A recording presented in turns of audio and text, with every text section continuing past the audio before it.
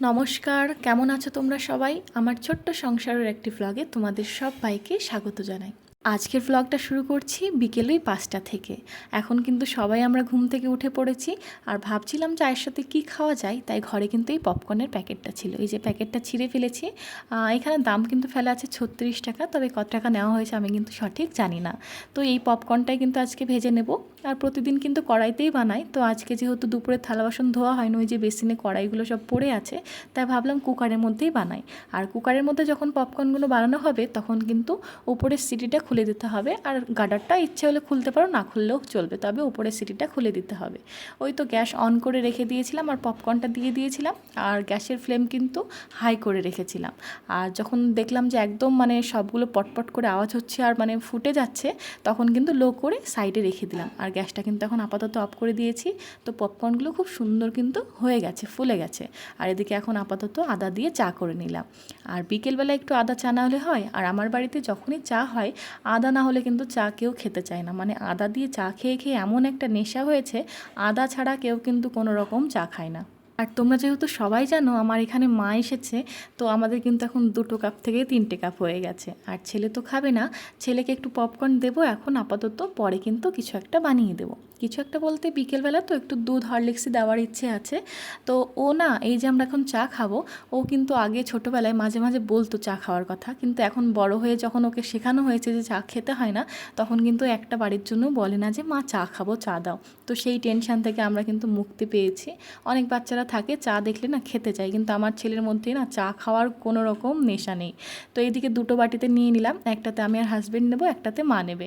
আর ছেলের তো কোনো ঠিকানা নেই, ছেলে আমাদের থেকেও খাবে, মায়েরটা থেকেও খাবে। তারপর চা পপকর্ন খাওয়ার পর আমরা কিন্তু চলে গেছিলাম ছাদে। অবাক হচ্ছ যে কিছুক্ষণ আগেই বললাম যে এখন বিকেলবেলা, আবার এখন জামা কাপড় মেলছি, বাইরে রৌদ্র আছে। আসলে এখন কিন্তু বাজে 5:30, আর 5:30টার সময় কিন্তু এখানে প্রচণ্ড রোদ থাকে। আসলে কি হয়েছে, মেশিনটায় কোনো একটা সমস্যা হয়েছিল, সকালে জামা কাপড়গুলো মেশিনে দিয়েছিলাম কিন্তু জল আসছিল না, সেই জন্য কিন্তু আমি রেখে দিয়েছিলাম। হাজব্যান্ডকে ফোন করলাম, ও বললো যে আমি অফিস থেকে এসে পরে ঠিক করে দেবো। তো দুপুরবেলায় এসে খাওয়া দাওয়া করে তারপরে আর তো ধৈর্য থাকে না সব মেশিন টেশিন খুলে ঠিক করার। আর ও কিন্তু এই সব কাজগুলো ভালো পারে, মানে মেশিন, ফ্রিজ কিছু যদি অসুবিধা হয় তো টুকটাক সারাগুলো কিন্তু ওই করে দেয়। তো যাই হোক, ও এসে বিকেলবেলায় কিন্তু ঠিক করে দিয়েছে। আর এখন কিন্তু জামা কাপড়গুলো ধুয়ে নিলাম, আজকে না ধুলেই নয়, প্রচুর জামা কাপড় হয়েছিল। আর দেখো এখনও সূর্য মামা কিন্তু একদম হাঁ করে তাকিয়ে আছে। আর দেখো অর্ধেক ছাদটা কিন্তু রোদ আছে, অর্ধেক ছাদে কিন্তু ছায়া পড়ে গেছে। মানে 5:30 বাজছে, তো এখনও প্রায় 6টা অবধি রৌদ্র থাকবে, তারপরেও 1 ঘন্টা কিন্তু আলো থাকবে। আর এই যে ছেলে এখানে বসে বসে পপকর্ন খাচ্ছে, মানে আমাদের কিন্তু কখন খাওয়া হয়ে গেছে, প্রায় আধা ঘন্টা হয়ে গেল আমাদের খাওয়া হয়ে গেছে, কিন্তু তবে ছেলের এখনও খাওয়া হয়নি। আর এই যে নতুন জামা পরে আছে কেন বলো তো, ওর বাবা ওর জন্য কিন্তু অনলাইনে জামা প্যান্টটা অর্ডার করেছিল।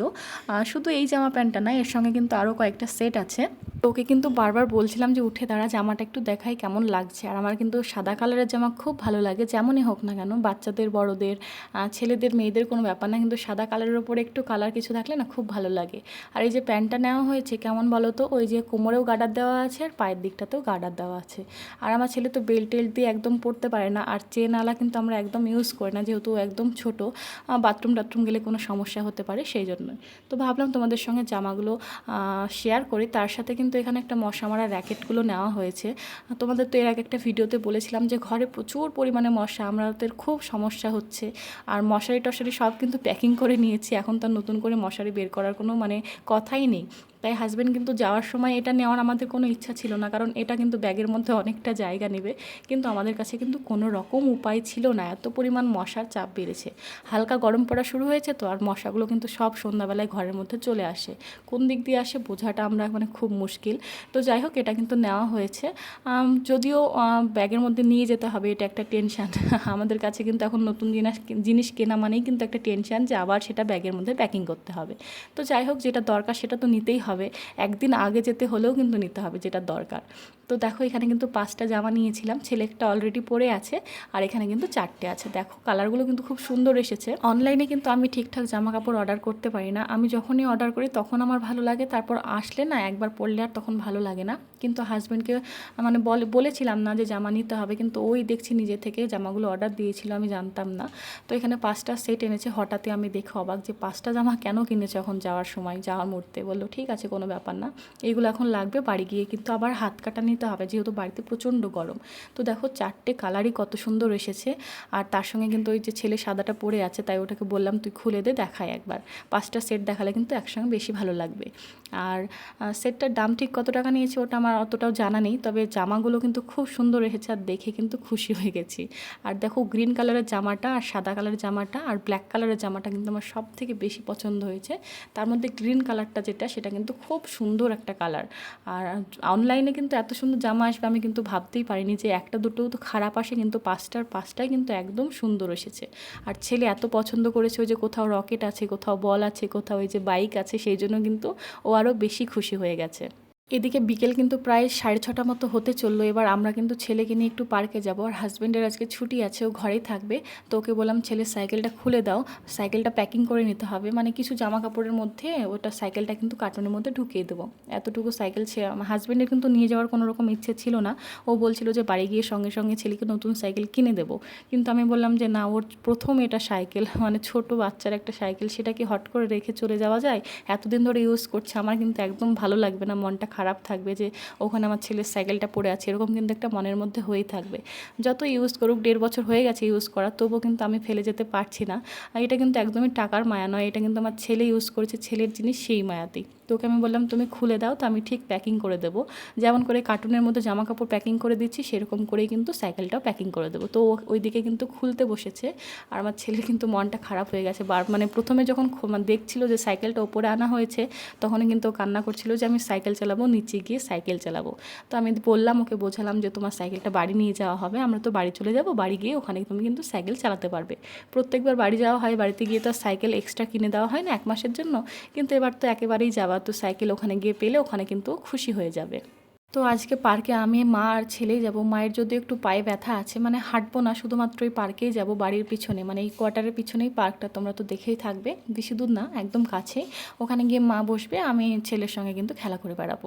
তো যাই হোক, এদিকে কিন্তু শ্যুটা পরিয়ে দেওয়া হচ্ছে, আর ও কিন্তু চোখটা একদম সাইকেলেই আটকে আছে। দেখো ওর মনটা একদম খারাপ হয়ে গেছে, বুঝতেও পারছে না যে এই ঘরে ওর আর আসা হবে না, মানে ওই ছোটোবেলা থেকে এত বড় হওয়াটা কিন্তু ওর এই ঘরেই, সব কিছু ওর কিন্তু এখানেই ছিল। তখন তো ব্লগ করতাম না, এখন কিন্তু মনে পস্তানো হয় যে ও যখন ছোট ছিল, প্রথম এসেছিলাম, তখন থেকে ব্লগ করলে হয়তো ছেলের সব স্মৃতিগুলো কিন্তু আর ধরা থাকতো।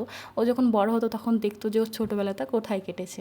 তো যাই হোক, কোনো ব্যাপার না, কিছু তো স্মৃতি থাকলেও যেতে যেতে এইগুলো কিন্তু বড় হলে দেখতে পাবে যে ওকে আমরা কেমনভাবে রাখতাম, কোথায় থাকতো।